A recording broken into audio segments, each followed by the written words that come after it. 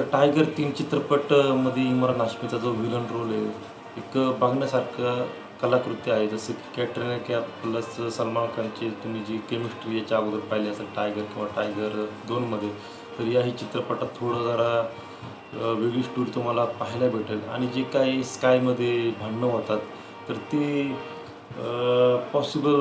Impossible आहेत असंच वाटत राहतं. पण काय एक एंटरटेनमेंटच्या नावाखाली तसले सीन खपवले जातात. तर असेच काही सीन्स त्याच्यामध्ये आहे. बाकी चित्रपट टाईमपाससाठी एकदम ओके आहे. शाहरुख खानची याच्यात एंट्री आहे. ते काहीतरी स्पाय चाललं आहे त्यांचं. जसं की मार्वल, DC कसे एकमेकांशी लिंक असतात, तसं यांना पण लिंक करायचं आहे. तर पाहूयात आता पुढं काय वाटतं. तर आपल्याला एक हिंट दिलेली आहे त्यांनी. नेक्स्ट ह्याच्यामध्ये ऋतिक रोशनची एंट्री त्यांनी दाखवलेली आहे ॲज अ व्हिलन.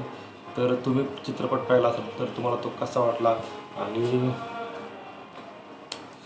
वाटला आणि काय की प्रतिक्रिया बॉक्समध्ये कळवा. आणि अशाच नवनवीन चित्रपटांच्या समीक्षेसाठी आपलं निखिल मोरे चॅनल नक्की सबस्क्राईब करा. भेटूयात पुढील समीक्षेमध्ये. धन्यवाद.